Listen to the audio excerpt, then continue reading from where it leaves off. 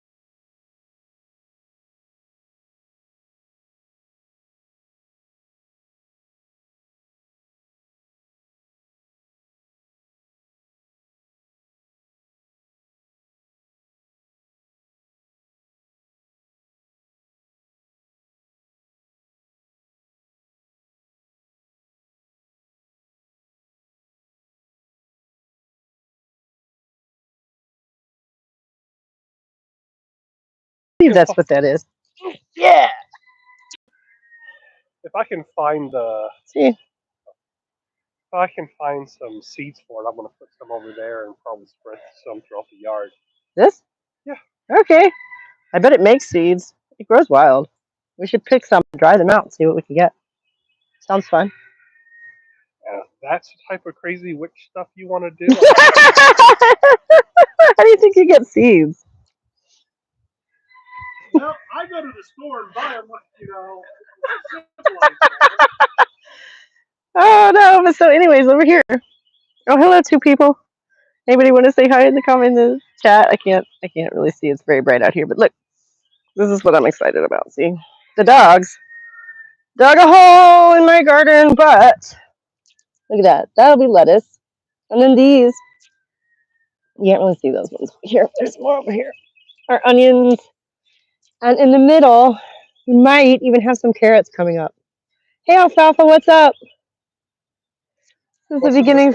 Oh, and this is from last year. They survived from last year. This is oregano.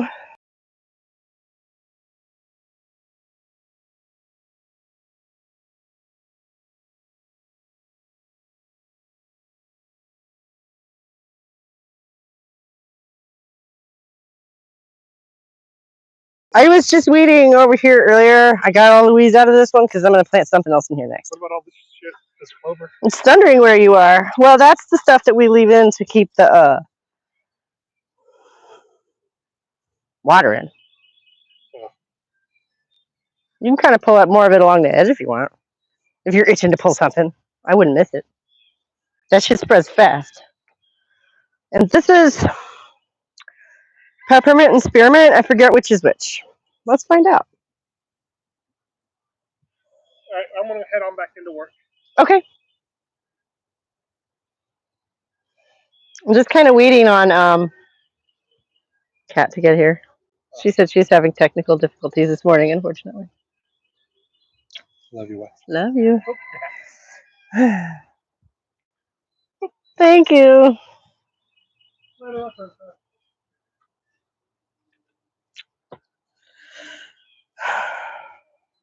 Nice spring storm is good too, right? We had one of those a couple of days ago. That's why I have all this out here now. So yeah, spearmint on the left, peppermint on the right. That's what that is. It is a gorgeous day. But yeah, that's the garden. I'm just excited because that bed is actually producing something. I got some weeding done this morning and looking at some old seeds. I think some of them might still be good. A lot of them weren't, but some of them might still be. Ooh, where's that white violet? That was really pretty. I don't want to pick it. Here, look. See how white that is? Regular purple ones. And that one's just like flaming white. It's pretty cool. A lot of white violets around here. And yeah, this is dead metal. I was just learning about this the other day. Ooh, with an ant.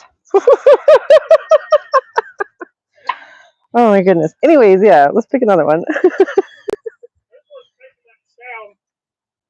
Okay, I think we did something to the hinge with that cord underneath it the other day. Because it did end up stuck under there. With the door opening and closing, opening, closing, opening, closing. I know, and then it ended up getting caught under there anyway. So check the screws, or I'll check the screws, or I'll have the boy check the screws, and we'll put some oil on it.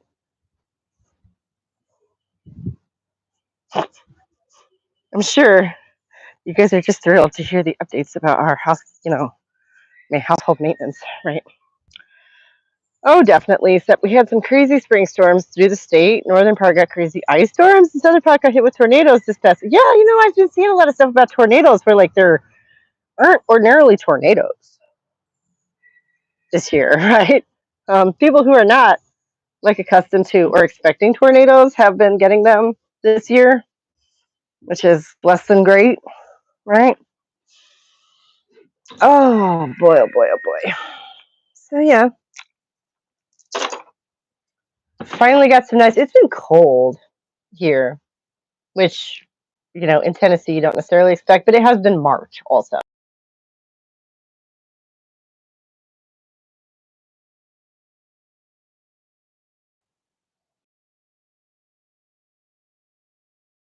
Hello.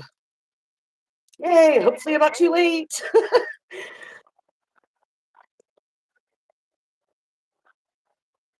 Oh, perfect. Hold on. Uh, there we go. I found it. All right, we're good. Technical difficulties. So I had my phone charging last night, so I thought. And so it must have came apart, like disconnected from the box adapter thingy. And so it was about dead. And so I had to like switch all these stupid electrical cords around just so that I could get it plugged in and have the link to do so. And oh my goodness. Yeah. Right. Right? It's just cords, a bunch of cords. Like there's so many cords for everything. Oh, and trying to figure that out when Isn't it's everything like supposed to be 8 wireless? o'clock in the morning. I'm like, it's too early to figure out all these cords. Yeah. But now I'm good. I'm good. I got it. I got it. Yeah, so we got a Oh. crowd in here. We have Alfalfa. Hi, Alfalfa. Oh, we just have one now. No, ago when I was standing outside in a pretty day, and then I guess they all flew away. We can give it a couple of minutes if you want, or we can dive in if you want. Whatever you want to do, girl. We'll maybe just give it a couple minutes just to say hi, and I'm sitting and having a smoke first after all that fuss, so so yeah. I have a random geeky question for you. Oh, When you okay. go wilderness, like camping, Yeah. do you chop wood and all Oh that? yeah. Yeah. Oh yeah. That's one of What my do you use when you my chop wood? favorite things Can is you like use a chopping the saw? wood. Hmm? Yeah, you use a saw and shit. Like that's No, I another use an thing. axe. Okay, well, obviously, yeah, too. But I don't know. I've seen people do various things. I've never done it, so I I don't bring know what the fuck actual I'm looking at. firewood with me to chop like big pieces. I Okay. don't because you're not really supposed to do that in parks Okay. You're not supposed to cut because if down the trees. everyone did I was that, then wondering about that. because then if everyone did that, then there'd be an issue There'd be with no like trees. Yeah. deforestation or Yeah, I there is was an issue wondering with about that. Yeah. deforestation anyways, but they want it to go to the big corporations who are going to use it for toilet paper. Well, they'll pay better for it, obviously. Yeah. So yeah, Fascinated by that. It's one of those things where like I love the idea and I'm fascinated by it. I don't think I'll ever actually do it at this point. You know what I mean? Like you should though. It's so much fun. I would love to give it a try, with a knowledgeable guide, obviously. If I took myself out Yeah. there, I would die. Yeah. It's okay. Understandable. No, man, Well, and I if you figure, ever come to it's a Canada, hard I'll take you hobby. out to the wilderness and show you how it's Oh, done. I hope you're serious. One of these days, that would be so cool. Yeah. No, it would be, you Yeah. just might get detained on your way back. Oh, right. I almost forgot. We live in the post-apocalyptic, bizarro world future. I'm sorry. I almost Right? forgot. It's been Oh, a I haven't crazy even. couple weeks since we last spoke. I can't. Well, I want to say I can't wait to hear about it. That is a lot. Because if that were true, I'd already know about it, right? Like, girl, oh my God. Again, I'm working on my novel. I'm trying to like keep my one kid is like asthmatic, so I looked it up. He is 4F and will not get drafted into whatever bizarro wars these people decide they want to start. So that's nice. Yeah. Jeez. Yeah. It's been bizarre world out there for the past 2 weeks. And I've had some crazy, just, weird stuff too, just personally. Like, I was at the Hmm. hospital a couple days ago Are because you okay? I'm okay. I thought I wasn't for a while there, but it turns out I have BVVP, which is actually not uncommon. I just never heard of it before. It's a benign What? sort of vertigo because I guess in your ears Oh. you have those little seaweed kind of looking hairs, and on them they have like these little crystals, and sometimes Huh. they will crack and break off. And if you tilt your head a certain way, it'll come up from the bottom where it's like settled, and will like touch those little hairs, and so it throws off your center of gravity. It's like I was sitting in bed making a list, writing down a list on a notebook, while also watching something on my tablet on my bedside table. And so me tilting my Hmm. head that way to look at what I was watching while also trying to write down on my list, guess unlodged a crystal or something like that. And so I started to have like the major spins. Like, yeah, it's almost like downing a Mickey. And it feels like that. So I thought I was having a stroke or something, right? So I went to the hospital, the emergency room. Turns out it's just BVVP, which I guess happens. Doctor said he's had it twice. Yeah, but I thought I Oh was my dying. God. I thought I was Well, dying. yeah. Oh Yeah. my God. That sounds Oh, it awful. was. I thought I was either having a stroke or aneurysm or something like going on with my brain. I was like, oh Yeah. my, because like it's like when it touches the hairs, those crystals, it thinks this, it sees the center of gravity somewhere else. Like it thinks that it's a different spot, and then while your other ear is like, no, that's not where it is, and so it's almost like, yeah, so it's like getting the spins like that, right? Because you can't center your gravity, and like you can't walk, you're like falling down. Oh my god, it was so Oh scary. my goodness. Yeah, Oh my goodness. It's making me yeah, nauseous just thinking about it. yeah. It makes you nauseous being in that Yeah. position too, because it feels Yeah, I'm like it's like sure. like like spinning around really really fast when you're a kid, just to get really really dizzy Yeah. to fall down. It's like that out Yeah. of nowhere. And the kid who So did that twice and then never again. I don't think that's fun. no, it's not Mm. fun. But yeah, so that was something. My Well, I'm goodness. glad you're okay. Well, yeah, me too. Good Thanks. grief. Yeah, it was not. Yeah, I was trying to be like. I got a hold of my mom, right, to take me to the hospital, and had Ryder stay at home, and I was trying to not show how scared I was in front of him, right, Yeah. because I didn't Yeah. want to freak him out, Yeah. right. So like so yeah. Oh, it was a wild ride. It was a good times, good times in the life of me. Shit. Are you going to have But to pay for anyways, that? nope, I don't have to pay for that. I know, right? Well, that's something. It's something.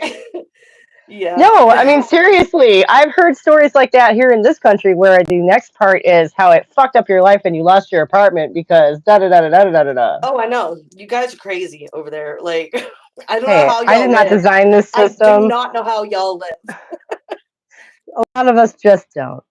live. Um, Like, how many that's not. people do like not go to the hospital when they need to simply because of that? Like, of your Yeah, the life I'm not even. expectancy. I'm I not even know kidding. I wish I were 99% joking. 30. Oh well, luck, Yeah. genetics. You know. being 30 is not so blue-blooded. hard. It's 60 that's really the hurdle, Yeah, right? yeah. God. I know. I I had still a think getting to 30 would be like an accomplishment if I was in the States, because I've been to the hospital a few times for just minor things, but like imagine if it wasn't minor, like, and you just don't go, yeah. and it could easily been fixed, but you don't go because you just can't afford it. Like I can't. That's crazy. Well, see, just don't pay the bill. Oh yeah, yeah. Smart, smart. You know, Yeah, because you don't want to live. Being in debt sucks, but it's better than death. yeah. All right. Well, we On that note, start. if you like, oh gosh, Why is it? Oh, something technical. Hold on. oh no, Okay, we're good. is We're it good. I me? think it's just being silly. Okay, Okay. all Oh no, no, right. what now? What now? All right, so we are starting with chapter one still. We're still on chapter one. All the world needs Okay, a I jolt. just started labeling them in parts because I don't know. Yeah, I have them in part. This is day 4, part 3. Okay. Yeah, yeah. So three subsection chapters: urban struggles, the Black Death and the labor crisis, and sexual politics, the rise of the state and counter-revolution. So Ooh, I this should love be that a last part. And anybody who's listening or watching this, as usual, I'm going to mute myself while she's talking and be taking notes. So I yeah. encourage And anybody I who's won't be watching able to along hear anything to, anyways because I will be plugged into the yeah. mic. Yeah. So I encourage anybody to you can still talk to me in the comments if you are in the chat if you want to, or you know, take notes and we'll talk about it after. Yeah. So All right. So let's begin here. All right. So we got urban struggles. Not only women and men, but peasants and urban workers found in the heretic movement a common cause. This commonality of interests among people who could otherwise be assumed to have different concerns and aspirations can be accounted for on several grounds. First, in the Middle Ages, a tight relation existed between city and country.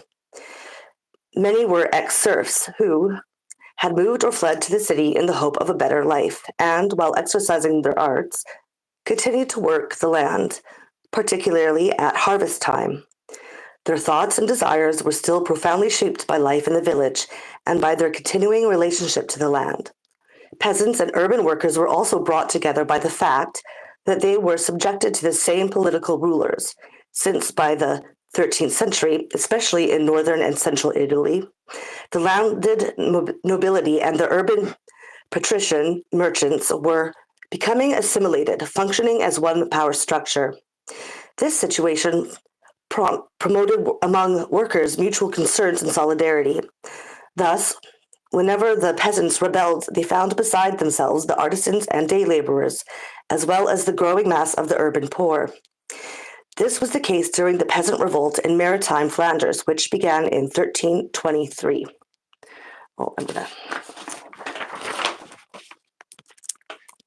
And ended in June 1328, after the King of France and the Flemish nobility defeated the rebels in Cassel in 1327. As David Nicholas writes, quote, "The rebels' ability to continue the conflict for 5 years is conceivable only in the light of the city's involvement." End quote. He adds that by the end of 1324, the peasants in revolt had been joined by the craftsmen of Ypres and Bruges.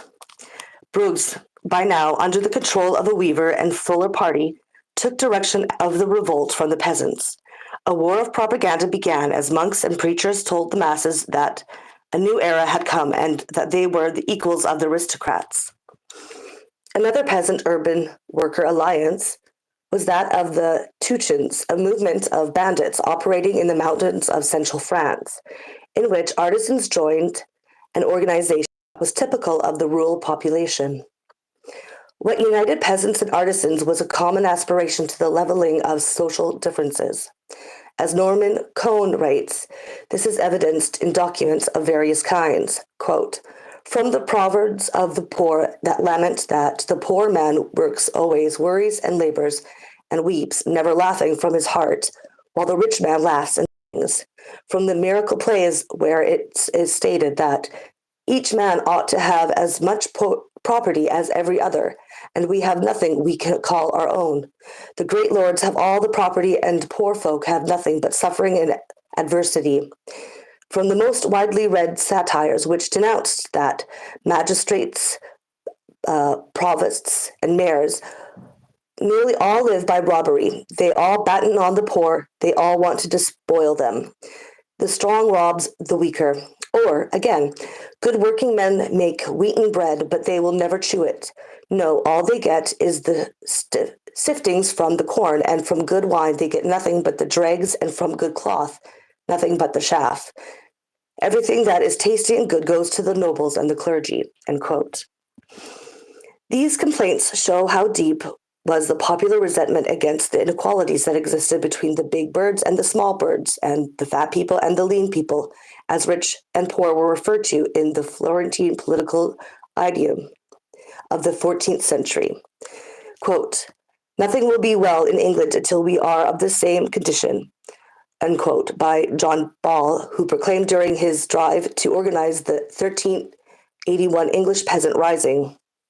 As we have seen, the main expressions of this aspiration to a more egalitarian society were the exaltation of poverty and the communism of goods, but the affirmation of an egalitarian perspective was also reflected in the new attitude towards work, most evident among the heretic sect. On one side, we have a refusal to work strategy, such as that adopted by the French Waldenses and the members of some conventional orders, such as Franciscans and spirituals, who, wishing to be free from mundane cares, relied on begging and community support for their survival. On the other, we have a new valorization of work, particularly manual labor, that achieved its most conscious formulations in the propaganda of the English lowlards, who reminded their followers that, quote, the nobles have beautiful houses, we have only work and hardships, but it is from our work that everything comes, end quote. Undoubtedly, the appeal to the value of work, a novelty in a society dominated by a military class, functioned primarily as a reminder of the arbitrariness of feudal power. But this new awareness also demonstrates the emergence of new social forces that played a crucial role in the downfall of the feudal system. This valorization of work reflects the formation of an urban proletariat, made up in part of journeymen and apprentices, working under artisan masters, producing for the local markets, but mostly by waged day laborers employed by rich merchants in industries producing for export. By the turn of the 14th century in Florence, Siena, and Flanders, concentrations of up to 4,000 of such day laborers, such as weavers, fullers, dyers, could be found in the textile industry. For them, life in the city was just a new type of serfdom, this time under the rule of the cloth merchants, who exercised the strictest control over their activities and the most despotic class rule. Urban wage workers could not form any associations, and were even forbidden to meet in any place and for any reason. They could not carry arms or even the tools of their own trade, and they could not strike on pain of death. In Florence, they had no civil rights. Unlike the journeymen, they were not part of any craft or guild, and they were exposed to the cruelest abuses at the hands of the merchants who, in addition to controlling the town government, ran their private tribunal and, with impunity, spied on them, arrested them, tortured them, and hanged them at the least sign of trouble. It is among these workers that we find the most extreme forms of social protest and the greatest acceptance of heretic ideas. Throughout the 14th century, particularly in Flanders, cloth workers were engaged in constant rebellions against the bishop, the nobility, the merchants, and even the major crafts. At Bruges, when the main crafts gained power in 1348, rural workers continued to rebel against them. At Ghent in 1335, a revolt by the local bourgeoisie was overtaken by a rebellion of weavers who tried to establish a workers' democracy based on the suppression of all authorities except those living by manual labor. Defeated by an impressive coalition forces, including the prince, the nobility, the clergy, the bourgeoisie, the weavers tried again in 1378 when they succeeded in establishing what, with some exaggeration perhaps, has been called the first dictatorship of the proletariat known in history. Their goal, according to Peter Boisonade, was, quote, to raise journeymen against masters, wage earners against great entrepreneurs, peasants against lords and clergy. It was said that they had contemplated the extermination of the whole bourgeois class, with the exception of children of 6, and the same for the nobles. They were defeated only by a battle in the open field at Roosbeeke in 1382, where 26,000 of them lost their lives. The events at Bourges and Ghent were not isolated cases. In Germany and Italy as well, the artisans and laborers rebelled at every possible occasion, forcing the local bourgeoisie to live in a constant state of fear. In Florence, the workers seized power in 1379, led by the Ciompi, the day laborers in the Florentine textile industry. They too established a workers' government, but it lasted only a few months before being completely defeated by 1382. The workers at Liège in the Low Countries were more successful. In 1384, the nobility and the rich, the great as they were called, incapable of continuing a resistance which had lasted for more than a century, capitulated. From then on, the crafts completely dominated the town, becoming the arbiter of the municipal government. The craftsmen had also given support to the peasants in revolts in maritime Flanders in a struggle that lasted from 1323 to 1328, which Perrien describes as, quote, a genuine attempt at a social revolution, end quote. According to a Flemish contemporary whose class allegiance is apparent, quote, the plague of insurrection was such that men became disgusted with life, end quote.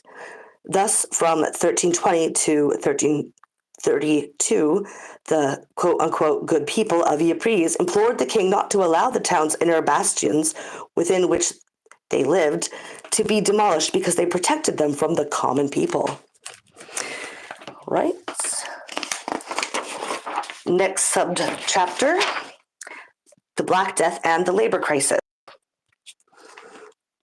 A turning point in the course of the medieval struggles was that of the Black Death, which killed, on an average, between 30% and 40% of the European population.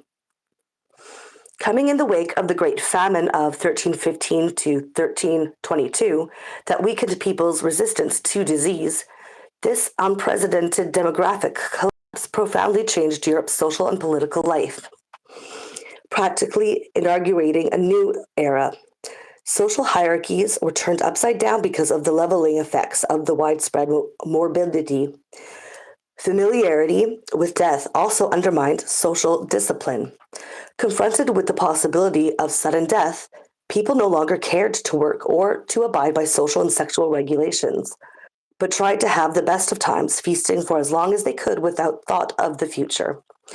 However, the most important consequence of the plague was the intensification of the labor crisis generated by the class conflict, for the decimation of the workforce made labor extremely scarce, critically increased its cost, and stiffened people's determination to break the shackles of feudal rule.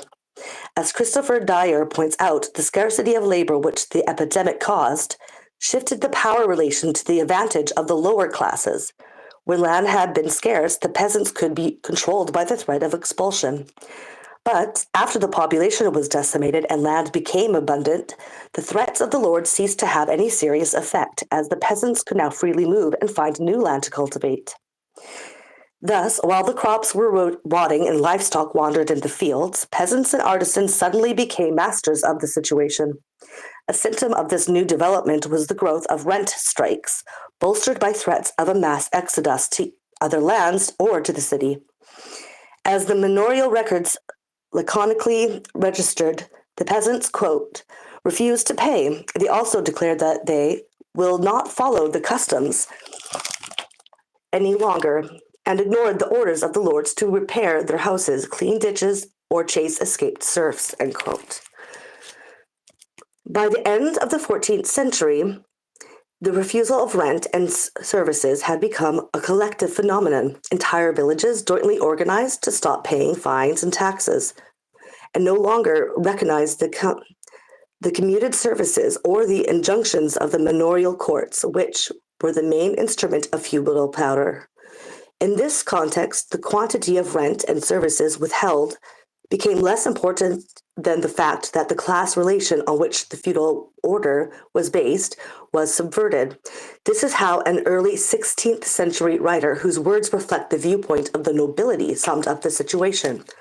Quote, "The peasants are too rich and do not know what obedience means. They don't take law into any account. They wish they were no nobles, and they would like to decide what rent we should get for our lands." End quote. In response to the increased cost of labor and the collapse of the feudal rent, various attempts were made to increase the exploitation of work, either through the restoration of labor services or, in some cases, the revival of slavery. In Florence, the importation of slaves was authorized in 1366, but such measures only sharpened the class conflict. In England, it was an attempt by the nobility to contain the cost of labor by means of a labor statute, limiting the maximum wage that caused the peasant rising of 1381. This spread from region to region and ended with thousands of peasants marching from Kent to London to talk to the king. Also, in France, between 1379 and 1382, there was a whirlwind of revolution. Proletarian insurrections exploded at Béziers, where 40 weavers and cordwainers were hanged. In Montpellier, the workers in revolt proclaimed that, quote, "By Christmas we will sell Christian flesh at 6 pence a pound," end quote. Revolts broke out in Carcassonne, Orleans, Amiens, and Tournai, Rouen, and finally Paris, where in 1413 a workers' democracy came into power. In Italy, the most important revolt was that of the Ciompi. It began in July of 1382 when cloth workers in Florence, for a time, forced the bourgeoisie to give them a share of government and declare a moratorium on all debts incurred by wage earners. They then proclaimed what, in essence, was a dictatorship of the proletariat, though one soon crushed by the combined forces of the nobility and the bourgeoisie. Now is the time, was the sentence that recurs in the letters of John Ball, well illustrates the spirit of the European proletariat at the close of the 14th century, a time when, in Florence, the wheel of fortune was beginning to appear on the walls of taverns and workshops to symbolize the imminent change of lot. In the course of this process, the political horizon and the organizational dimensions of the peasant and artisan struggle broadened. Entire regions revolted, forming assemblies and recruiting armies. At times, the peasants organized in bands, attacking the castles of the lords and destroying the archives where the written marks of their servitude were kept. By the 15th century, the confrontation between the peasants and the nobility turned into true wars, like that of the Renaissance in Spain, that lasted from 1462 to 1486. In Germany, a cycle of peasant wars began in 1476 with a conspiracy led by Hans the Piper. This escalated into 4 bloody rebellions led by Bunschucht between 1493 and 1517, and accumulating in a full-fledged war that lasted from 1522 to 1525, spreading over 4 countries. In all these cases, the rebels did not content themselves with demanding some restrictions to feudal rule, nor did they only bargain for better living conditions. Their aim was to put an end to the power of the lords, as the English peasants declared during the Peasant Rising of 1381, quote, "The old law must be abolished," end quote. Indeed, by the beginning of the 15th century, in England at least, serfdom had almost completely disappeared, though the revolt had been politically and militarily defeated and its leaders brutally executed. What followed has been described as the golden age of the European proletariat, a far cry from the canonic representation of the 15th century, which has been iconographically immortalized as a world under the spell of dance of death. Thorold Rogers has painted a utopian image of this period in his famous study of wages and living conditions in medieval England. Quote, "At no time were wages in England so high and food so cheap," end quote, by Rogers. Workers sometimes were paid for every day of the year, although on Sunday and the main holidays they did not work. They were also fed by their employers and were paid viaticum for coming and going from home to work at so much per mile of distance. In addition, they demanded to be paid in money and wanted to work only 5 days a week. As we shall see, there are reasons to be skeptical about the extent of this commucopia. However, for a broad section of the Western European peasantry and for urban workers, the 15th century was a period of unprecedented power.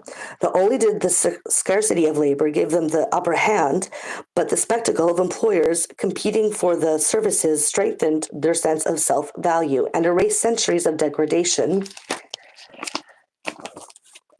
and subservience.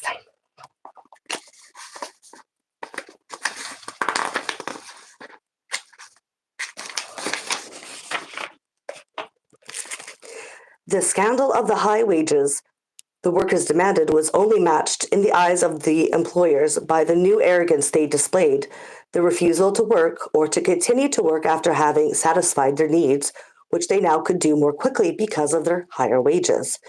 Their stubborn determination to hire themselves out only for limited tasks rather than for prolonged periods of time, their demands for other perks besides their wages, and their ostentatious clothing, which, according to the complaints of the contemporary social critics, made them indistinguishable from the lords. Quote, "Servants are now masters and masters are servants," complained John Gower in Mitre de l'Homme in circa 1378. Quote, "The peasant pretends to imitate the ways of the free man and gives himself the appearance of him in his clothes," end quote. The condition of the landless also improved after the Black Death.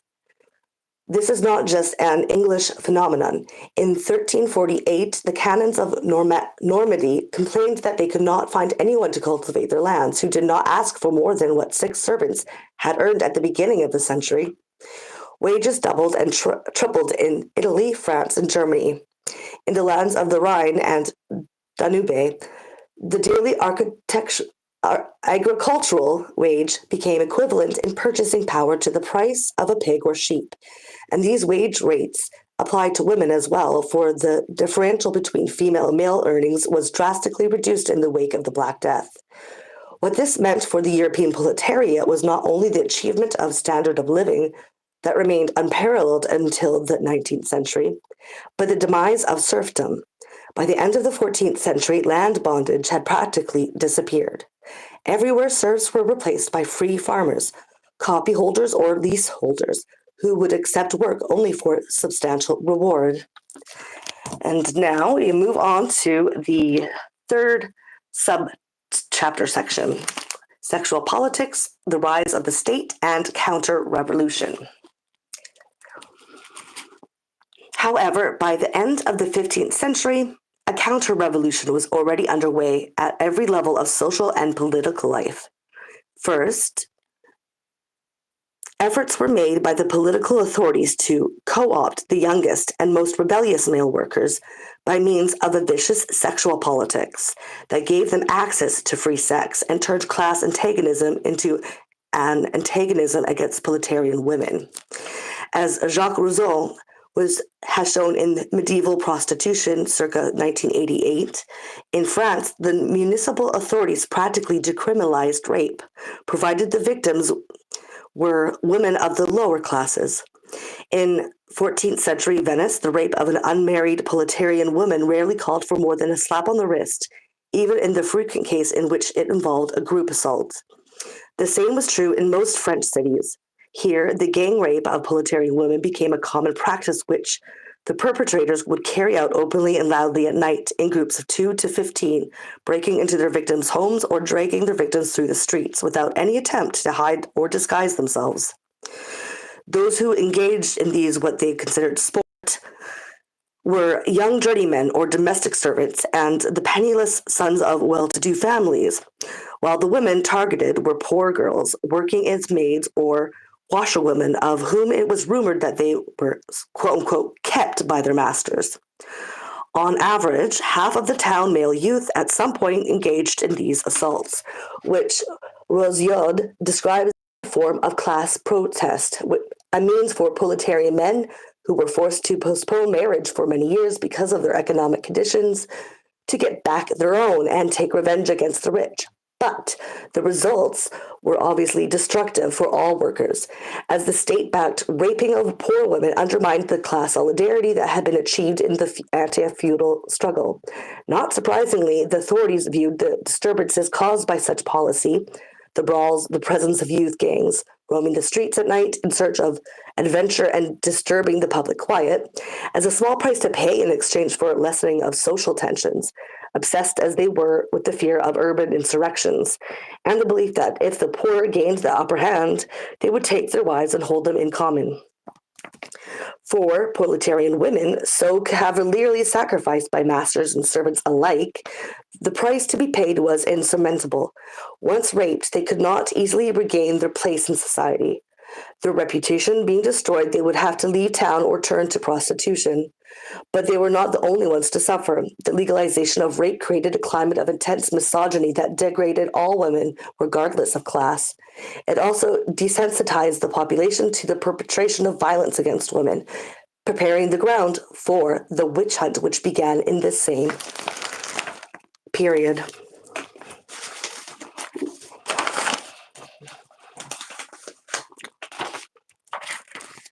It was at the end of the 14th century that the first witch trials took place, and for the first time in the Inquisition recorded the existence of an all-female heresy and sect of devil worshippers. Another aspect of the divisive sexual politics that the princes and municipal authorities pursued to diffuse workers' protests was the institutionalization of prostitution, implemented through the opening of municipal brothels soon proliferating throughout Europe. Enabled by the contemporary high-wage regime, state-managed prostitution was seen as a useful remedy for the turbulence of proletarian youth, who in Le Grand Maison, as the state brothel was called in France, could enjoy a privilege previously reserved for older men. The municipal brothel was also considered a remedy against homosexuality, which in several European towns was widely and publicly practiced, but in the aftermath of the Black Death was beginning to be feared as a cause of depopulation. Thus, between 1350 to 1450, publicly managed, tax-financed brothels were opened in every town and village in Italy and France, in numbers far superior to those reached in the 19th century. Amiens alone had 53 brothels in 1453. In addition, all the restrictions and penalties against prostitution was eliminated. Prostitutes would now solicit their clients in every part of town, even in front of the church during Mass. They were no longer bound by any particular dress codes or the wearing of distinguishing marks, because prostitution was officially recognized as a public service. Even the church came to see prostitution as a legitimate activity. The state-managed brothel was believed to provide an antidote to the orgiastic sexual practices of the heretic sects, and to be a remedy for sodomy, as well as a means to protect the family life. It is difficult retrospectively to tell how far playing the sex card helped the state to discipline and divide the medieval proletariat, but what is certain is that this sexual New Deal was part of a broader process which, in response to the intensification of social conflict, led to the centralization of the state as the only agent capable of confronting the generalization of the struggle and safeguarding the class relation. In this process, as we will see later in this work, the state became the ultimate manager of class relations and the supervisor of the reproduction of labor power, a function it has continued to perform to this day. In this capacity, state officers passed laws in many countries that set limits to the cost of labor by fixing the maximum wage, forbid vagrancy, now harshly punished, and encouraged workers to reproduce. Ultimately, the mounting class conflict brought about a new alliance between the bourgeoisie and the nobility, without which proletarian revolts may not have been defeated. It is difficult, in fact, to accept the claim often made by historians, according to which these struggles had no chance of success due to the narrowness of their political horizons and the confused nature of their demands. In reality, the objectives of the peasants and artisans were quite transparent. They demanded that every man should not have as much as the other. And in order to achieve this goal, they joined with all those who had nothing to lose, acting in concert in different regions, not afraid to confront the well-trained armies of the nobility, despite their lack of military skills. If they were defeated, it was because all the forces of feudal power, the nobility, the church, and the bourgeoisie, moved against them united, despite their traditional divisions, by their fear of proletarian rebellion. Indeed, the image that has been handed down to us of a bourgeoisie perennially at war with nobility and carrying on its banners the call for equality and democracy, this is a distortion. By the late Middle Ages, wherever we turn, from Tuscany to England and the Low Countries, we find the bourgeoisie already allied with the nobility in the suppression of the lower classes. For in the peasants and the democratic weavers and cobblers of its cities, the bourgeoisie recognized an enemy far more dangerous than the nobility, one that made it worthwhile for them even to sacrifice their cherished political autonomy. Thus, it was the urban bourgeoisie, after 2 centuries of struggles waged in order to gain full sovereignty within the walls of its communes, who reinstituted the power of the nobility by voluntarily submitting to the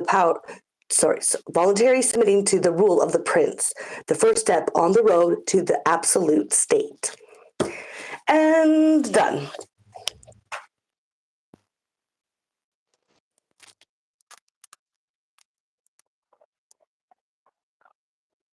Doesn't it? Doesn't it though? Yeah. Yeah. It's kind of scary. It sounds right? like sort of a preview of things to come, Yeah, right? that's Like, why this book is so good, because it is. It really is. Like when we go through it, you'll notice so many similarities to now to what it was then, which makes sense because this is a new round of enclosure of the commons, right? And this in a transitional state. So yeah, it's just oh my God, I did not think I would ever say this again. But did you see what Jon Stewart said about social media and how it's not free speech and blah blah blah? would know.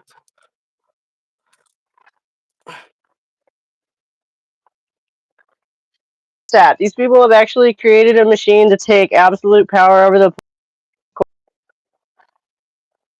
Mhm. Oh. So that is like, sort of the new, people think of it as like a town square, right? And Yeah, but yeah, if it ever was, it's not anymore. it never really was. It was a way to spy on people, like, and Yeah. for people to actually like hmm give their information up themselves willingly Oh my God, and wantingly. fishing for You'll information. be hard pressed to find a picture of me. Yeah, you'll be hard pressed to actually find any picture of me on the internet. And I've always said this before, and I had people look at me like I was like an idiot or like nuts or Oh, wow. something. But I'm like, look at me now. Well, you can't because I'm not on the internet. Ah!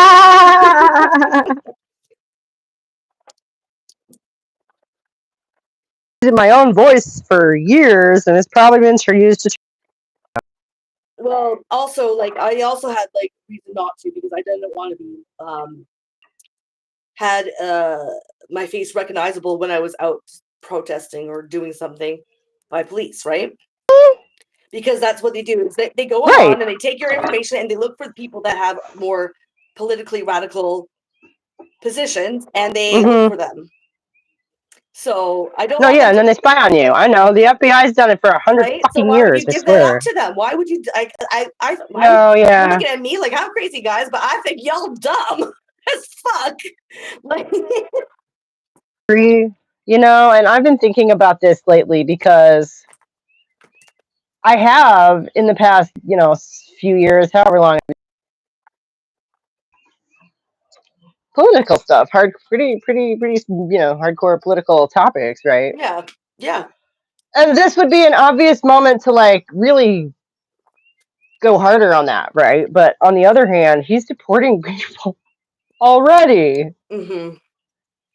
And I don't know. I just feel like I should subterfuge are more my thing. I don't know. I don't.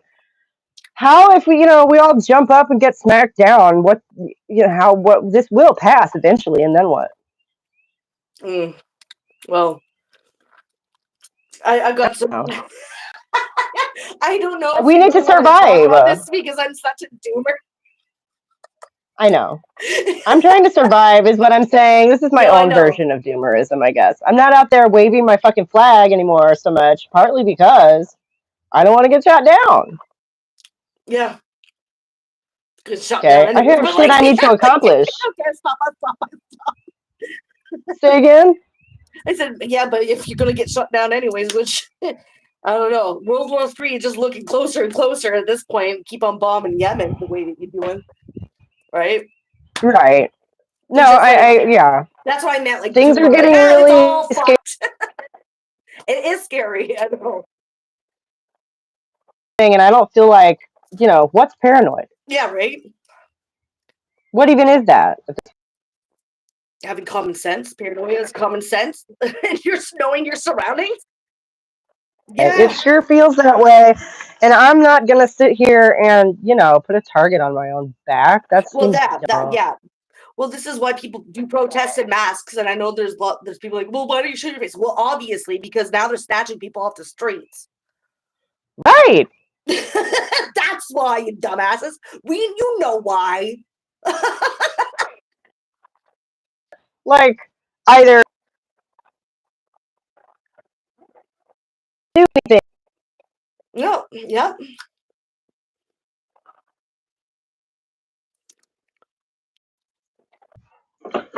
I feel, timid, but I'm also sort of trying to be practical. No, it's good to be practical. It's funny I that like have people things are I'm just trying. so into like the Yeah. whole not giving a care about putting their face out there back in the day, and I'm looking at me weird. I'm like, but it's not that weird. If it was like even just a little bit further back in time, people would be like, that's like sus. But like it's like the boiling frog thing, right? They just have you like sit in it for a Yeah. while and get used to the idea, and then you don't realize that this is actually abnormal, not normal, kind of thing, right? Right. No, I think filming people used to be hard.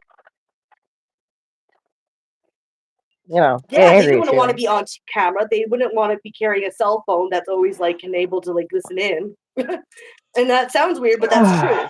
They wouldn't No, want I you. know. People would be like, I don't want to have it track me like everywhere I go. But now like it's you don't have a cell phone. What the fuck is wrong with you? Like kind of, you know what I mean? And it's that boiling Yeah. frog in a pot kind of analogy. So you're all the frogs. You're all the frogs. Well, and it's funny about one of the things that I got from that last part was that the middle class is not on the side of the workers, right? They're not. They're really And not. here in the West, everybody thinks they're middle class. So, Yeah, I know, but they're not. right? No, I And the thing, know. even I with the know. middle class, it's because they have this delusional something delusional in their minds, thinking and identifying with the more wealthier class, but they would just get squashed down just as hard. Like they don't give a shit about you either.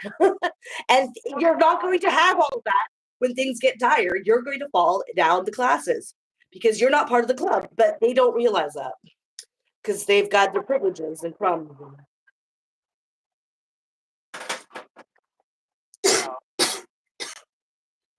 Sort of thing, where nobody gives a fuck about what rich ass has had for breakfast anymore.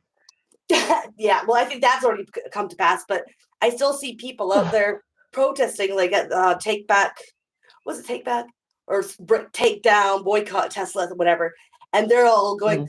"Well, no, it's acting radical," but then we got to get AOC, and I'm like, "Bitch, they're not on your side either." Like, you just want to go back to the Democrats? They're just as bad. They just feign more feign sympathy. They don't care. They go about it at just as much as the rest of them on the opposite side, but they just do it slowly, and they try to, feign sympathy. Oh, we don't want to, but we just have to give them the bombs. Okay, well, she's been standing next to Bernie a whole lot recently, and he is an independent. So no, it's like one of the two. It's like one of the two interesting things going on in this country right now that doesn't make you want to beat your head against the wall. So yeah, but that's the problem. That's the problem, is that it was not good with them either, and then they fold. They always fold. And they always try to shut down any opposition to actual power systems. So they're just as culpable. They're just I'm not saying they're there to sort of gather and shepherd people back into the two-party system, right? You got to be post-duopoly at this point. That's my take, anyways. It's always been my take. It's like they don't got your back. It's set up this way. No, and I don't. Oh my God! I figured this out in high school civics class when I learned that both the Democrat and Republican candidates for president take money from a pot in the federal government for their campaign. Well, that's the thing. They don't represent the mass of people. This representative democracy is those parties represent people of elite classes. That's not you. It's just elite. It's like who's ruling which ruler do you want have you bend over it to fuck you up the ass? Like that's basically what it is. Which one do you prefer? Like, because that's what it is. You're getting fucked over either way. So why pretend? Why just because they sound better, one sounds better, but they're still doing shit. They're still fucking you up. So I'll get some some standards. Say no. I mean it. We need boundaries, people. Give yourself boundaries. Say no. I won't let you fuck me over. No, I'm not just going to be. Oh, but everybody is way too insecure these days for that. Oh, well. Right. So economically, materially insecure. They've got it to the point where. Yeah. I read something the other day. It was a meme, so I don't know if this is 100% true. I haven't got around to actually looking into it yet, but supposedly in the Great Depression, houses were more affordable than they are now. I don't know if it's true, but it's pretty bad right now. It's just going to get worse. I mean, because, and this is what I said to people. Once Trump's in, he's going to cut every social service. You're going to have nothing. It's going to be no government help for anybody because they all want the money for themselves and none for nobody else. It doesn't matter if they even have $400 billion in the bank, like Musk. He still wants every last fucking penny. And that's all of them. Hey, Bill, how you doing? That's not just him. That's all of them. So, yeah. And they're going to get it. Oh, my goodness. Well, it sure is going to be fun to watch it all, isn't it? Well, it is fun watching Musk get so butthurt over people being mean to him. I haven't watched any of that because I can't stand him. He's so desperate for this validation that I don't know where it comes from because he's got all this money. But he's really upset with his whole stock taking and it's just pure evil to take pleasure in my stocks taking. Fuck off. Oh, I'm glad you're enjoying it. Belle says the weirdest one for them was Trump doing a crypto scam. Yeah. That's such.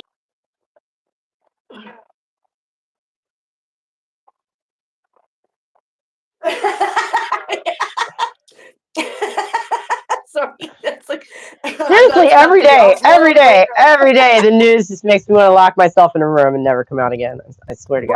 Right. It does do that. It does do that because So I have stuff I have to do. So I'm not even exaggerating. I just have to step back, And I'm still trying to finish my book, Belle. Since you're here, I'm actually this close to being done with part 1, and I'm actually going to read it on the channel. I swear. Oh, I'm excited. I can't really? Like you're literally already president and you have a lot of money. Is crypto really an upgrade? It's just like something he wanted to try out since he knew nobody could come for him now. That's what that looks like to me. Of course he's like, oh, I've always wanted to try this. Of course they're gonna crypto scan. Like, of course. Like, it doesn't matter how rich they get. They don't want it's like more it's not the money issue, it's more of a power issue. They don't want anyone to have anything. It's a power trip for them, right?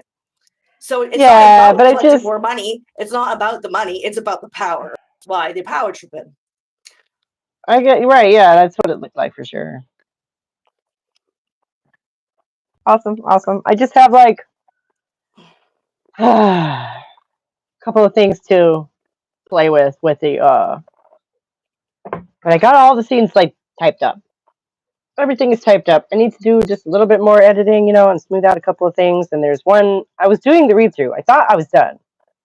Oh, thank you. Yeah. I was like, "Ooh, I'm done. I'm going to read through it." And I'm then like one of the close, elements. people. I'm this close of like forcing her to have me have a sneak peek first before anyone else. Like, let me see. Oh well. I mean, you could. It's everything after page 68 is gobbledygook. Well, I'm pretty It's not well. that And bad. even It's not before that that, bad. I would like to be a little like I don't know what do they call it, sensitivity reader? What do they? I just want to read it. Oh, that a beta reader, that would be so cool. I can seriously send you a link after I get a couple of things messed with this week. Okay, cool. See, I Because told you I was I'd find a way, guys. yeah, all you had to do is ask. I'm so hard. I'm such a hard sell. Yeah. I've only been so excited to get anybody to look at this for like 3 years. So Well, I'm excited. I think some of the ladies down there in the chat are excited. So we all be excited. yeah, it's awesome. And And I'm excited yeah, I too was for you to read it out loud, because that way I can have a little break and see how it is on the opposite end. yeah, well, like I say, I don't know, should I do it live and people can ask me stuff as we go? I was gonna Or just you can do have it me read it first, and recorded, then we can but do it live, and then see if there's anything that needed to be tidied up or something beforehand. yeah, no, okay. So I can, let's see. I definitely want to fiddle with that this week. There's an element that I switched the order of some of the sequences, and I need to like undo that, I think, because I started to unravel something. Because now there's an element that appears before it arrives. Yeah. If you know what I mean? Like, no, I know what you mean. I'm like, well, that's not gonna work. Got to fix that. So, that doesn't make sense. no. And it's the one of the basic elements of something that's going to weave through the whole damn thing. So I really need you to don't get want to be this. screwing up that order, because then you're just going to have a bunch of gobbledygook and nobody knows where to follow. Where to go. Right. So we have this tutor, right? Mm-hmm. And the introduction of the tutor is not in like a studious kind of a seat, like the mother is asking. Mm-hmm.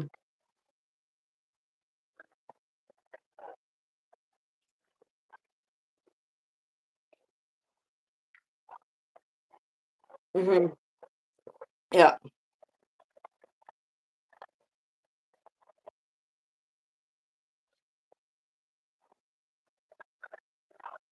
Yeah. Mm-hmm. Yeah.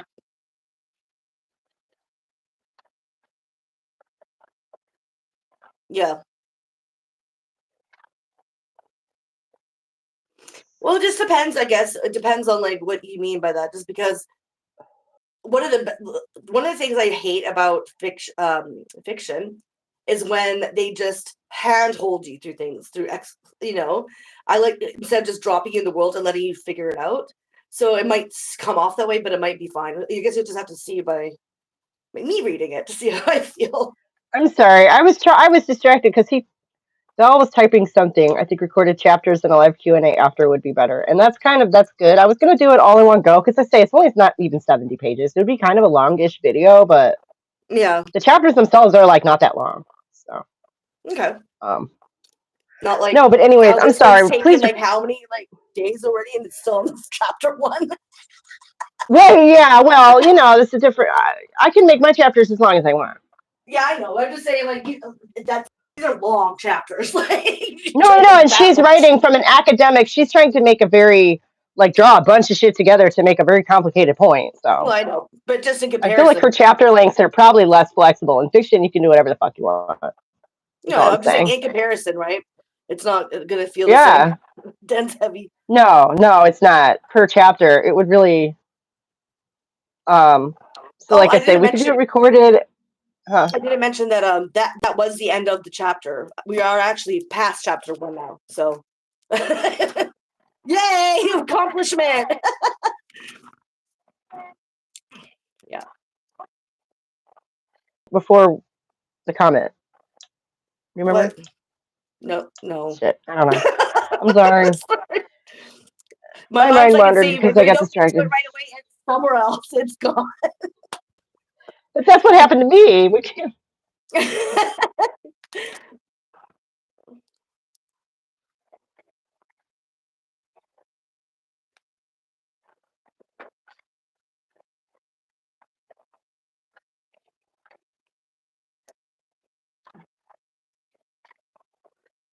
I mean, oh, Well, that's what it kind of. was. I see. You see, I do end on an intellectual basis, but I couldn't do that. I'd be confusing people if I tried writing something like that.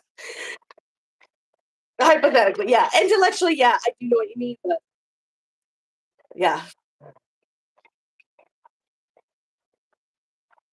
Oh yeah, when like a fiction nowadays, at least, not so much back when, but nowadays when they just sort of like handheld hold you like through scenarios, like so it kind of like it's oh, long. It seems like it's like very yeah, spoon longer feedy. that way, but that's just because it's just exposition dump. Whereas it might seem fast paced if you're just, but it might be just because if you're plopping a character in and having them try to figure things out for yourself, it might seem more fast paced. Just you know what I mean? Yes. Oh, I'm Because things just so start looking happening. forward. They're not sitting you down and explaining to you through narrative, right? They're showing. It's like a show no tell kind of thing. Yeah, that's what I was saying. Thank you. No, it's Mhm. like narration, right? In retrospect, but I've actually tried to keep that to a bare minimum because we're supposed to be sunk down in the moment. Right. Yeah. Uh, but so in the same vein, I can't. I've had to smooth it a little bit here and there. You know what I mean? Yeah. Like Yeah. sometimes I do have to just tell you stuff, and like that's okay. No, but I'm saying that nowadays, like the way that the exposition dump goes is really like heavy-handed, really on the nose, like, That and is the what whole I've book's like that. heard. The whole book will be like where it's like, yeah, there's no that, and just like through dialogue of characters, and there's no in between sort of, there's not even inner monologues a lot of the time too either. It's just it's really weird. Have you flipping through some I fiction haven't books? read. I haven't read. I haven't. The most modern fiction I probably read is The House of Sand and Fog, which nobody remembers because it was bad. Um, I was curious, so I was kind of looking through some of the books. I was curious, and so I was looking through some of the more trendy books or whatever that's like modern, and I'm just like, ooh. oh my god! Like what? Like what? Well, just like oh, there's a bunch of them, but like even the court of thorns and roses, there's a bunch of them. There's a there's a Yeah, bunch, and like, yeah. but that's just a really really popular one. But I was looking at other ones. I can't remember the titles. It's usually something and something or something of something something. Like those they're just copying off each other, and like there's just mostly dialogue. There's like no inner monologues. There's no like actual like scenarios. No prose. Like, That's bonkers. it's like And like, texting almost like. oh my god. It's so bad. And And analogies that some of make these no sense people, whatsoever. Like you're like, what does that I mean? What can't. does that? She I smells don't like the know. moon. The moon doesn't smell. What are you talking? Like things like See, that. that Like gets they're at what I'm trying. gonna say. That gets at my point, which is that I swear, and I can't. I have no proof of this, obviously, but people are using AI to write these books. They probably are for helping. You can usually tell the difference between that and AI. I think they're just really not that good. They're just because they're not professional writers, or it doesn't seem like they even took No, English class in middle school. I think this is like a recent development in the last couple of years, but yeah, no, because like I'm watching marketing videos, right? And people are talking Mhm. about churning out a book every other month, and I'm like, no, you don't. Yeah, no. If they're turning out No, a you book don't. every other month, then they're lying. Then that's AI. That's AI. Right. That's what I'm saying. Yeah, no, that's And I happening. don't I know if mean, it people takes got them 2 sick months from to like write each mushroom book, books. but Did I I tell just you about that? don't. I'm sorry. Say it again. Sorry, did I tell you about that mushroom book for Yasko thing? Someone wrote a Oh, mushroom field guide from AI, right. That and one people got killed sick and somebody, poisoned. right? Yeah, Yeah. poisoned people because it was just AI. Yeah. It's fucking That's dangerous. fucked up. That's There's fucked also a up. scandal going on because of, oh my god, that's just disgusting. And this is what I mean, like the degradation of fucking society because of like queer theory and everything is acceptable. Don't kink shame shit. Like there was a this author Lauren something another, but she had a pen name Tori Woods, and she just got arrested for peddling CP as written CP because in Australia she's from Australia, and they I actually have sort of saw laws on it. something about that. And she did this dark romantasy book about like this guy grooming from like a girl in toddler age. So that Yeah. it's just disgusting and like got arrested. And so there's some people still out there. Good. Well, you can't criminalize thought. It's not. I'm like, oh my god, yes, you can. Yes, you. When you just put it on paper and distribute it as a masturbatory tool for predators to consume, yeah, that could be put down on the Okay. books. Like it's Okay. not just thought crime. The publisher really should be taken to task She over doesn't that have a one. publisher because you could independently publish just on Amazon. Yeah, you don't Oh. need it. You could be indie author. Oh, okay. I missed that bit. So yeah, so she got Wow. arrested, Well, and people are trying to there's another defend that. thing you can add that to the list along with rape of things that are not in my book. Yeah, right. Well, I mean, Yeah, that's not in this there. was blatant erotica, but pedophilic No, no, erotica.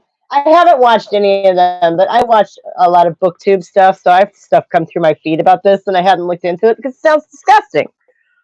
Um, Yeah, at least say what you will about the stupid romantasy books. At least fairies are not real, yeah. right? It's like you can't just say that, oh, it's freedom of speech when the speech is being you're distributing it as like not as even a story. It's just a masturbation tool that involves children. So I'm sorry, but you can put into law that won't censor anything else, but written CP should be against the law. I'm sorry. You can Yeah, because in Australia it exempts um, the law exempts from accounts for analysis for educational purposes. Like it has exemptions so that the only thing that law targets is erotica. Right, yeah, so you can put yeah. that in law. So people acting like, but then they could censor everything. No, not like you just have to write a succinct law. Laws are supposed to be very precise so that it's not left up for interpretation. My God, are you Somebody all? needs to come up with somebody needs to come up with some sort of method, easy method of telling when the slippery slope thing is a fallacy. Because Right. It is. Because, yeah, not sometimes she'll always even use the though. word a slippery slope. I'm like, bullshit. I'm like, nah. See, but sometimes I I've mean, been and then you making look comments at on these people's pages because I'm just so right, sick but of this so then shit. you look at the social change of the last however the fuck long you want to go back, and that is Yeah, definitely a thing that happens. So yeah. like, when is this a fallacy and when is it not? I would love for some logician to come up with like a Well, way of. if you have something in law that exempts certain things, targets certain things, it's actually succinct. Then it can't turn into a slippery slope. That's the whole point, is being very, very precise, so it's not left up to interpretation. The only thing that would make it a slippery slope is if someone had preconceived plan and motivated to remove the law or put in a different law. That's the only way. So it's not even a slippery slope. No, and sounds like a very American argument too. What do you mean they're going to outlaw CP? They might come for my gun. Yeah, right. It does. I know. It's like Jesus.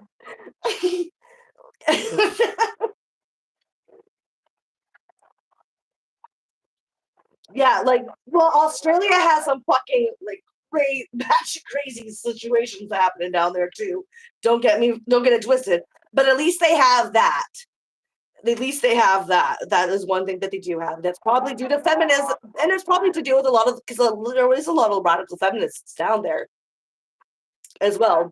Oh my So, goodness. So I had a bad thought while you were reading that. Actually, if I may, go take us back to the text for a moment oh yeah, yeah, and be incendiary, which is that the co-option of angry young men against women. Again, that sounds really familiar, doesn't it? right. Um, and we The don't have any of legalization the and same. state prostitution. It Right, right. So all of this, is to undermine class solidarity, right? helps. But Yeah. so what role does feminism play in that, being focused on just the women half?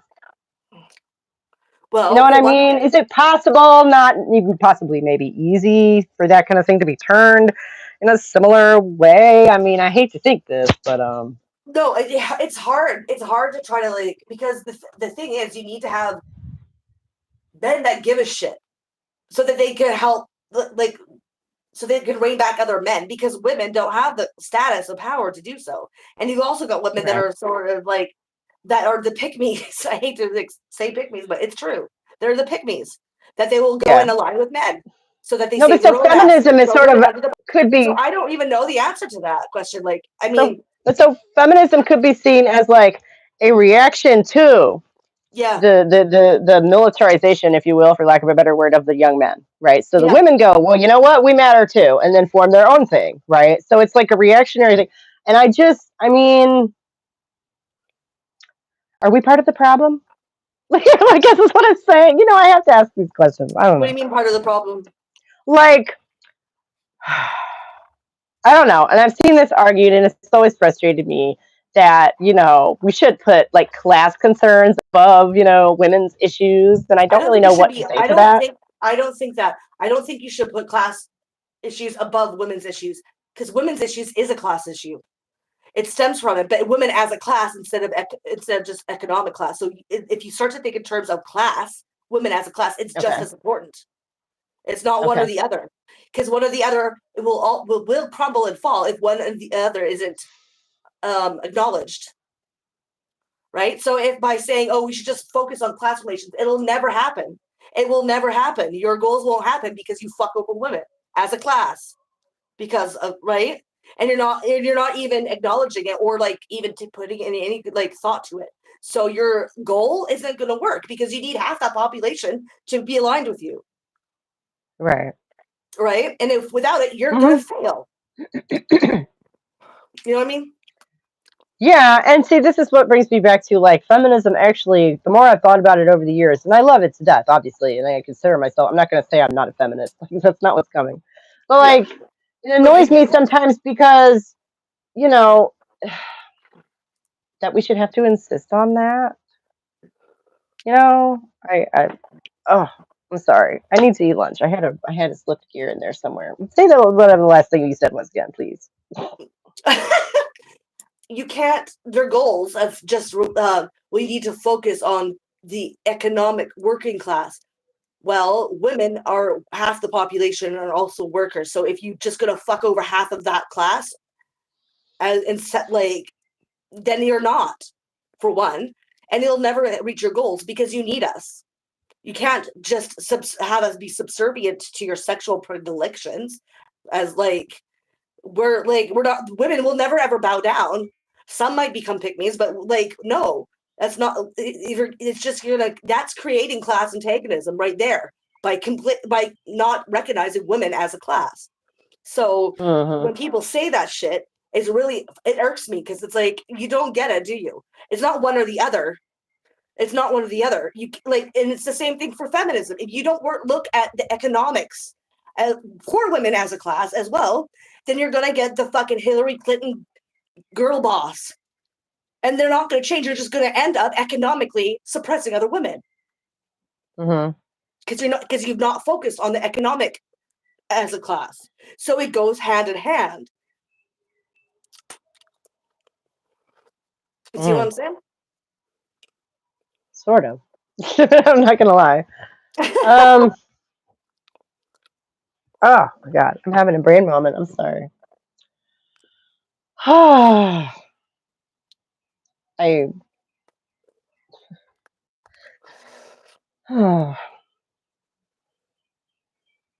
I guess I just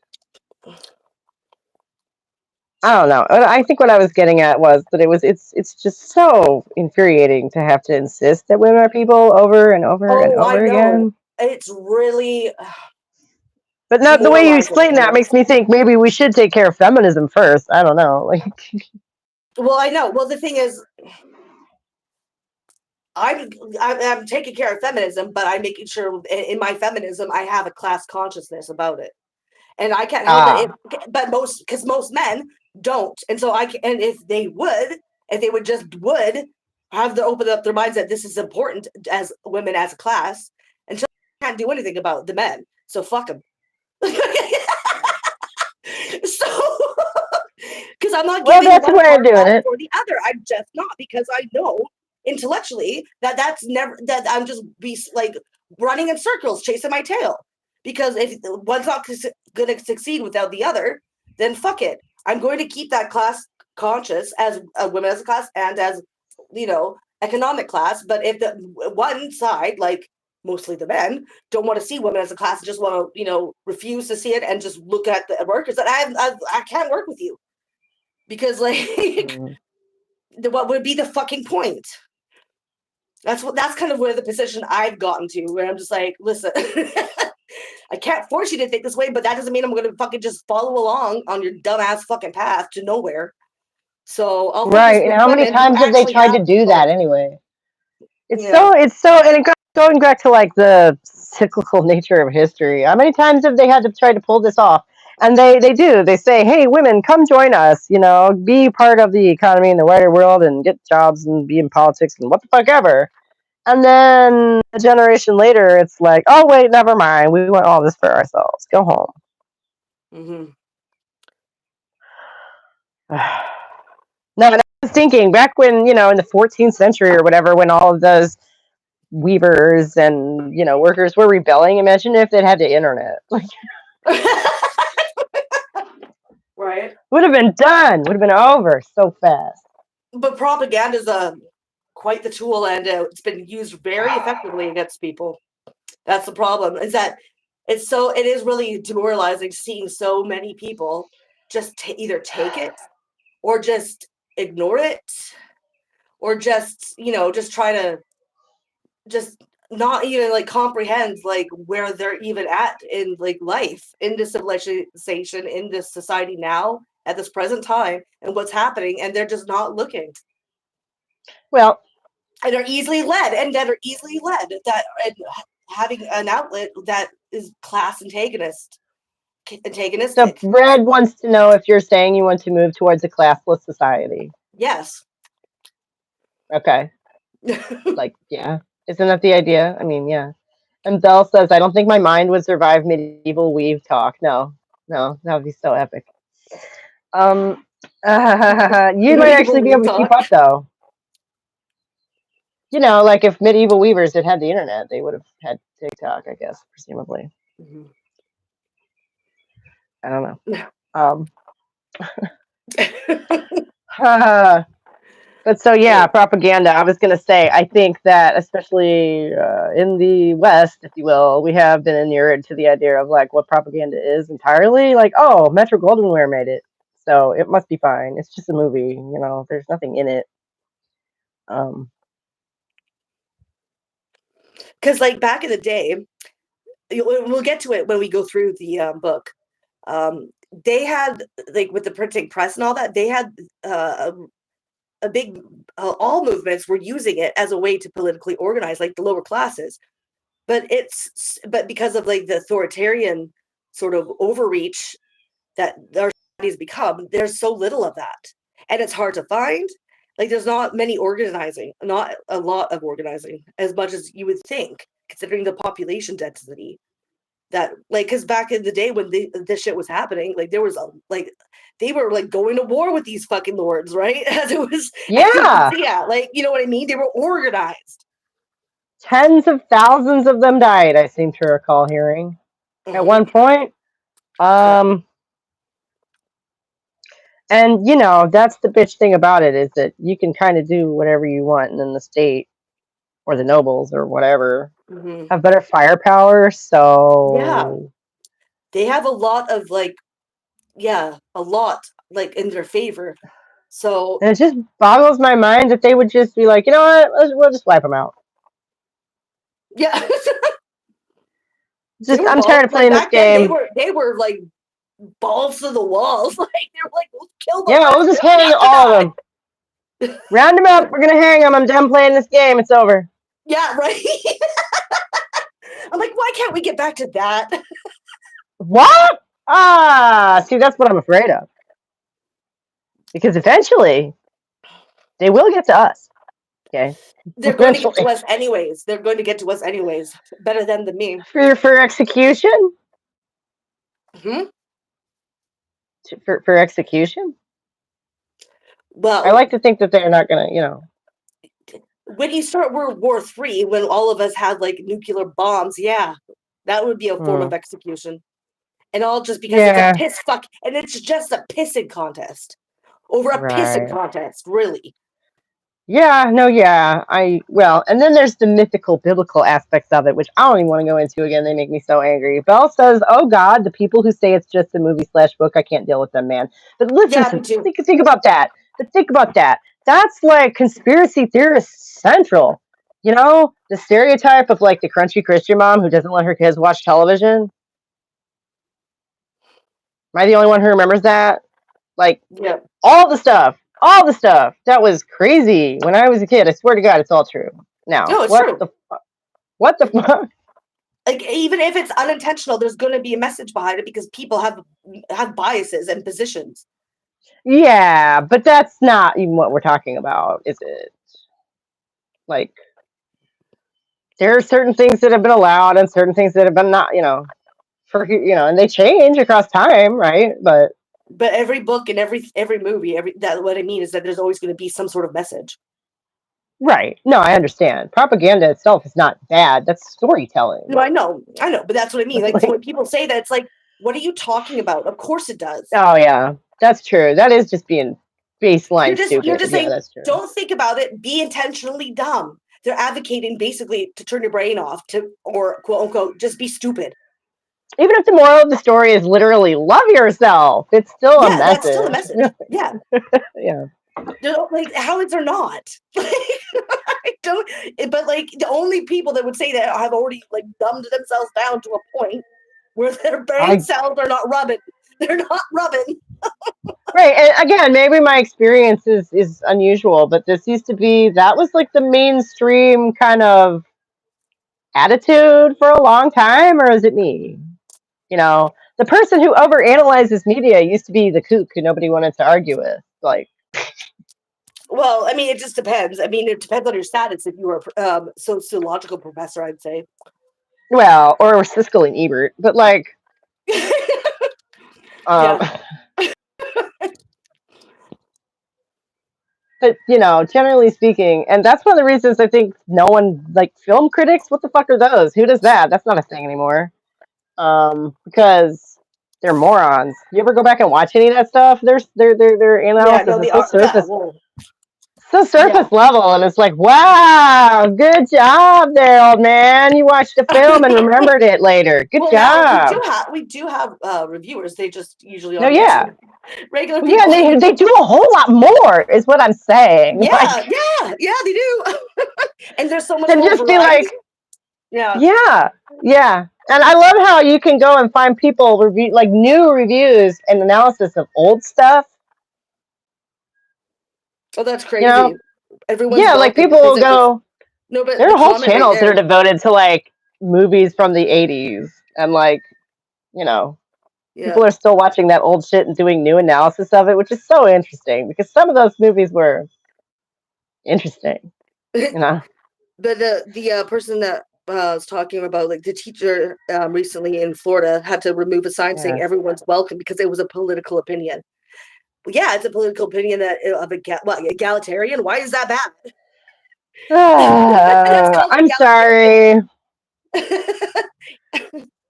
We hold these truths to be self-evident. Blah blah blah. Something something.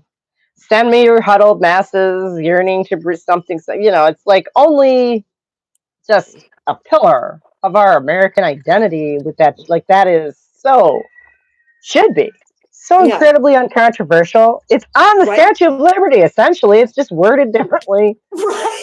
Like, um, I hate it here. Sometimes I just hate it here. But yeah, that's why I'm unfortunately, going to the woods tomorrow. yeah, Hell you are. yeah, I'm going to the woods tomorrow. I'm going for a walk tomorrow. Yay! I actually have to go because my friend is texting me right now, and he's from Nova Scotia. He and his husband are just here on vacation, so All he's right, going to on. So you either gotta kick go my spend ass if some I time don't with them. if I don't get off, and I go meet him up for lunch or something. I don't know, but Okay, yeah. he just got here yesterday. I haven't seen him yet, so. But Okay, I'm yeah, right on. super enjoying myself with this book, Same. and we will be back. I think not next Yeah. Wednesday, but Wednesday after. Yeah, every other Wednesday at Yeah. noon Eastern time, 9 Pacific time. I remember that the opinion was because the kids in the posters were different skin tones. Oh my god. Oh Jesus Christ! Ah. She just said she has to go, so we have to stop. Yeah, don't get me started. Right, yeah. Oh my I'm really gosh. bad with containing my speech on these matters. I got Oh, and in like, how is that not just, I mean, they're going to just come across and cut us down like wheat in fall, like right. Oh my all us God, mouthy, free speech, love it, we're used to being able to do what we want. And it's just it's a crying getting to shame. the point where I'm afraid to travel inside the country. I don't want to go to another state at this point. Like, Oh jeez. Okay, oh. yeah. Anyways, on that dire Anyway, note. I'm sorry. All right, yeah. I'll see you in a couple of weeks. Oh! I will Oh, send you a link by the end of the week. I will get that finished, and I'll send you the link. I can't wait to hear what you think. okay, cool. Yeah, totally. Yeah, Yeah. awesome. All right. Bye. Hi, it was great catching you too, Belle. Super hyped for the novel. Me too. That's awesome. Thank you so much in advance. That whatever. But yeah. So no, you're right. I should do like make the video, premiere the video, and then have a live after, like I used to do. Right? Bye, Alfalfa. That is only the obvious thing, right? Like, yeah. So that's what we'll do. One of these weeks, instead of her reading, it'll be me reading, and it'll be pre-recorded. So thank you guys so much. It's been a bit of a short one this week. But watch the space. Have a good one, guys.